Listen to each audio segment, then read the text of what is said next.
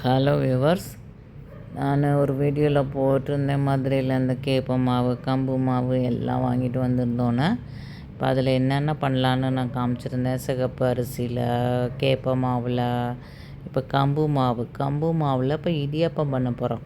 இந்த கப்பில் 2 கப்பு கம்பு மாவு எடுத்துருக்கேங்க. 3/4 கப்பு அரிசி மாவு எடுத்துருக்கோம். லைட்டாக வறுத்துக்கணுங்க. வறுக்காமல் கூட பண்ணலாம்.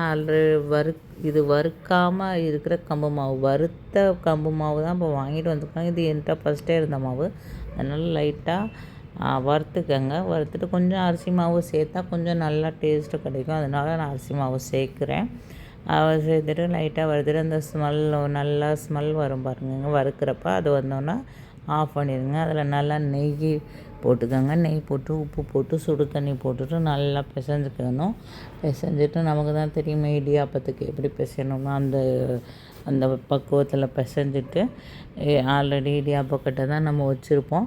இதில் நான் நெய் மட்டும்தான் வச்சு நான் பண்ணுறேன். உங்களுக்கு நல்லெண்ணெயில் பண்ணலாம், இல்லை நல்லெண்ணெய் தான் யூஸ் பண்ணி நீங்கள் இடியாப்பம் பண்ணணும்னா பண்ணிக்கோங்க. இடியாப்பம் அந்த தட்டில் கொஞ்சம் நெய் தடவிட்டு அந்த இடியாப்ப கட்டையில் இந்த மாதிரி தான் நான் வச்சுருக்கேன்.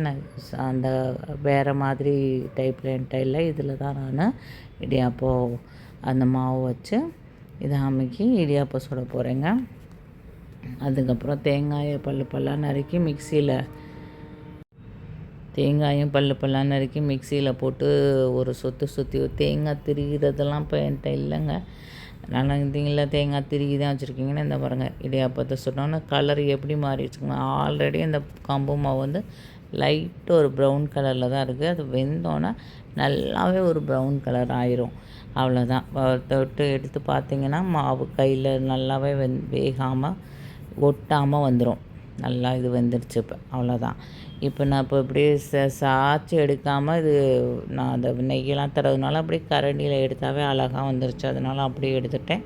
அப்புறம் அதுலேயும் நெய் போட்டு தேங்காய் திருகி போட்டு நாட்டு சர்க்கரை இல்லை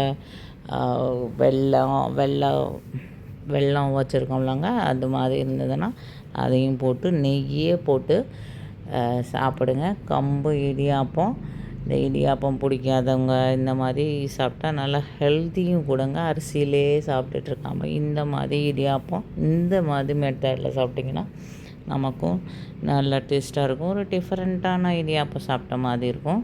நல்லா இருந்துச்சு. நீங்களும் ட்ரை பண்ணி பாருங்கள். என்னோடய சேனல் பிடிச்சிருந்தால் லைக் பண்ணுங்கள், ஷேர் பண்ணுங்கள், சப்ஸ்கிரைப் பண்ணுங்கள்.